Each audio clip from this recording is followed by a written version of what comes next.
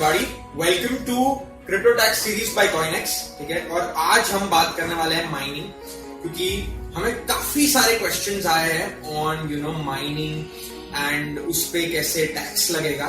So I think आज हमारे साथ क्रिप्टो टैक्स एक्सपर्ट है फ्रॉम CoinEx और हम उसी के बारे में बात करने वाले हैं, that is mining. I think let's first start with, मैं पर्सनली एक माइनर हूँ सोनू भाई, एंड मैं माइनिंग करता हूँ. मेरे जो फार्म हाउस पे है, राइट, मैंने पूरा सेटअप लगाया, मैंने माइनिंग रिग्स लगाई है और उससे मैं बिटकॉइन की माइनिंग करता हूँ, राइट. अभी मुझे ये जानना है, राइट, कि एग्जैक्टली माइनिंग पे टैक्सेशन कैसे लगता है. फिर मैं थोड़े ऐसे यूज केसेस में आऊंगा जहां पे माइनिंग तो मैंने जो मटेरियल लिया है उसका क्या कॉस्ट होता है, मेरी इलेक्ट्रिसिटी बिल जाती है, उसका हम क्या कर सकते हैं. तो काफी सारे कॉम्प्लिकेशंस है जो मुझे और पूछना है, बट एक ओवरव्यू में ये बताइए कि माइनिंग पे टैक्सेशन क्या होता है. Yes. So आयुष पे माइनिंग में ये होता है कि mining is not actually covered by the crypto tax regulations. क्योंकि जैसे हमने पहले वीडियो में डिस्कस किया था कि क्रिप्टो टैक्स अगर आप पर लागू होना है तो उसके लिए एक चीज सेटिस्फाई होना बहुत जरूरी है, और वो है ट्रांसफर का डेफिनेशन. ट्रांसफर का डेफिनेशन ट्रिगर होने के लिए इन तीनों में से एक चीज होनी चाहिए, जो कि है सेल या फिर एक्सचेंज या फिर रिलिक्विशमेंट ऑफ एसेट. ओके. अभी जब आपको माइनिंग का रिवॉर्ड्स मिल रहा है, इन तीनों में से एक भी चीज सेटिस्फाई नहीं हो रही है. ओके. जब आपको माइनिंग रिवॉर्ड मिल रहा है, आप ना ही कुछ बेच रहे हो, करेक्ट, ना ही कुछ एक्सचेंज कर रहे हो, Correct. ना ही किसी एसेट को रिलिंक्विश कर रहे हो. ओके. तो इस वजह से ट्रांसफर का डेफिनेशन सेटिस्फाई नहीं होता है, करेक्ट, जिसके वजह से आप पर क्रिप्टो टैक्स नहीं लगेगा. ओके. तो पहली बात ये कि अगर आपको माइनिंग का रिवॉर्ड मिल रहा है, it is tax at your normal income tax slab rate. Income tax slab rate again जैसे सैलरी पे लगता था वैसे similar to salary staking. Correct. So it is same for all of them. Okay. अभी यहाँ पर एक और चीज ये है कि आप किसे डिक्लेयर कैसे करोगे अपने आइडिया. तो यहाँ पर दो चीज है कि जैसे आपने बताया कि आपने फार्म हाउस पे लगा रखा है और आप माइनिंग हर रोज करते हो, तो इससे मतलब it is one of your primary sources of income, क्योंकि आप फुल टाइम करते हो, फुल टाइम एवरीडे, और आपने पूरा एक माइनिंग फार्म लगा के रखा है जहाँ पर आपको हर रोज इलेक्ट्रिसिटी कॉस्ट होते हैं. तो ये आपका बिजनेस इनकम कंसिडर होगा. ओके. क्योंकि it is one of your primary sources of income जिसमें आप एक्टिवली इन्वॉल्व हो. लेकिन अगर सोचे कि आप हॉबी में कर रहे हो, कि आपको जानना है कि टेक्नोलॉजी कैसे काम करती है, या फिर आप बस ऐसे ही हॉबी की तरह इसको करते हो कि देखते हैं कि 2 महीने में क्या होता है, प्रॉफिट होता है या नहीं, एग्जैक्टली, आप समझना चाहते हो कि चीजें कैसे काम करती है, आपको कॉस्ट कितना आएगा. तो मतलब आप एक हॉबी की तरह कर रहे हो, more from a research purpose या फिर एजुकेशनल पर्पस, तो उस केसेस में वो आपका अदर इनकम में आ जाएगा. अभी इन दोनों में डिफरेंस क्या है कि अदर इनकम में आप मतलब एक हॉबी के टाइप में कर रहे हो, फुल टाइम नहीं कर रहे हो. लेकिन अगर आपका बिजनेस इनकम हो जाता है तो बेस्ड ऑन योर टर्नओवर आपको बुक्स ऑफ अकाउंट्स मेंटेन करने पड़ेंगे, उसका ऑडिट भी होगा. ओके. फिर आपको मतलब जो आपका इलेक्ट्रिसिटी बिल है, रेंट रिसिप्ट है, उन सारों का डॉक्यूमेंटेशन मेंटेन करना पड़ेगा. Okay. That is the difference between the two.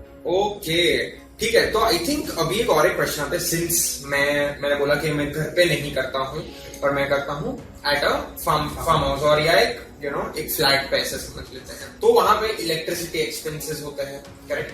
दूसरे के मैंने इतने सारे माइनिंग रिग्स खरीदे हैं, उसका एक्सपेंस, राइट. तो इतने सारे एक्सपेंसेस का जो डिडक्शन है, राइट, वो मिलता है या फिर उसका कंप्यूटेशन कैसे होता है टैक्सिंग में. तो आप थोड़ा इस पे थोड़ा हाईलाइट कीजिए मेरे को. करेक्ट. तो क्योंकि हमने बताया कि नॉर्मल टैक्स प्रोविजन से टैक्सेबल होगा, तो इसमें जो आपका रेवेन्यू होगा वो होगा कि जो भी आपको रिवॉर्ड्स मिले माइनिंग. Okay. जब भी आपका माइनिंग वो प्रोसेस होता है तो you get a reward, block rewards जिसे हम ब्लॉक रिवॉर्ड्स बोलते हैं. तो जब आपको वो अलोकेट होता है या फिर आप माइनिंग पूल में हो, उस पूल का शेयर आपको मिलता है, तो at that point of time उसकी जो मार्केट वैल्यू होगी that will be your revenue. Okay. अभी कॉस्ट में क्या होगा कि आपके जो भी खर्चे आप INR में इनकर कर रहे हो, तो यहाँ पर आप क्रिप्टो में इनकर नहीं कर सकते. तो अगर 10,000 से ज्यादा का आपका एक्सपेंस हो रहा है, it has to be only through the banking channels आपको पेमेंट करना है. ओके. यस. तो अगर आपने इलेक्ट्रिसिटी का पेमेंट किया जो कि आप बैंक से ही करोगे, फिर आपने घर का भाड़ा दिया था, correct, also from banking system. Okay.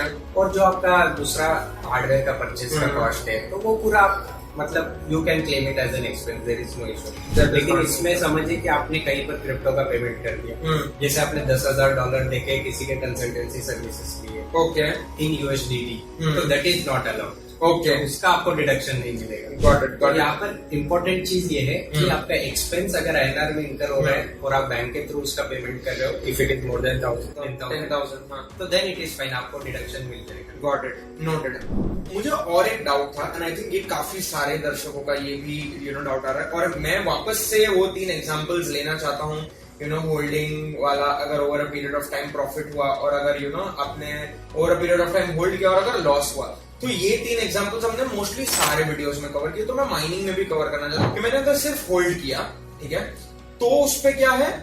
Second, अगर मैंने होल्ड किया है और over the period of time profit हो रहा है, और थर्ड के होल्ड किया है बट लॉस में चला गया हूं मैं, कीपिंग इन माइंड कि अभी बेयर मार्केट चल रहा है, राइट। तो ये प्रोविजंस कवर करते हैं, राइट। तो आप बताइए इस पे। करेक्ट। तो हमने जो पहले डिस्कस किया था सैलरी में, स्टेकिंग इनकम में, एयर ड्रॉप्स में, तो सेम कॉन्सेप्ट अप्लाई होता है माइनिंग में भी। ओके। तो जब आपको माइनिंग इनकम रिसीव हो रहा है, उस दिन की जो मार्केट वैल्यू है वो आपकी कॉस्ट बन जाती है। ओके। तो अभी आप होल्ड करके चल रहे हो, समझिए कि at the end of 6 month आपने उसको बेचा।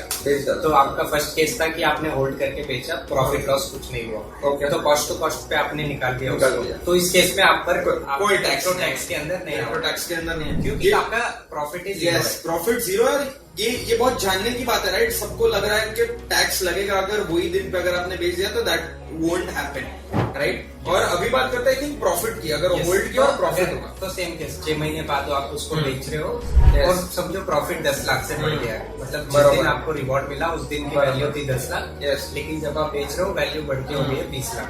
तो अभी जो 10 लाख का इंक्रीज हुआ है वो आपका क्रिप्टो गेन माना जाएगा और उस पर आपको 30% से टैक्स देना पड़ेगा। ओके।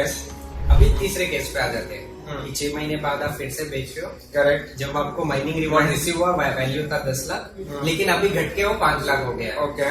तो इस केस में क्योंकि क्रिप्टो का लॉस है आपका, इसका ना आपको सेट ऑफ मिलेगा, ना ही आप इसको कैरी फॉरवर्ड कर पाओगे। It is a dead loss. It is a dead loss, okay. लेकिन जो आपको 10 लाख का रिवॉर्ड मिला था उस पर तो आपको टैक्स देना है। Okay, got it. Income tax slab rate से। Noted, got it. तो आई थिंक इसी के साथ हम ये वीडियो का एंड करेंगे, राइट। एंड आई होप जितने भी आपके माइनिंग के क्वेश्चंस है, right, with respect to crypto tax on mining, वो शायद सॉल्व कीजिए। अगर नहीं हुए हैं तो मेक श्योर कीजिए कि आप कमेंट में आप जितने भी आपके सारे क्वेश्चंस है वो दीजिए, क्योंकि हमारी सपोर्ट टीम और हमारे एक्सपर्ट्स बैठे हैं इस टैक्स सीजन आपको हेल्प करने के लिए। So thanks a lot Sonu Jain for mostly, आज हमने सारा चीज कवर किया with respect to mining, right. तो और ये काफी इंफॉर्मेटिव था। So thanks a lot everyone for watching, और मिलते हैं अब हम नेक्स्ट वीडियो में। नेक्स्ट वीडियो काफी इंपॉर्टेंट होने वाला है, so don't miss it out. Thanks everyone.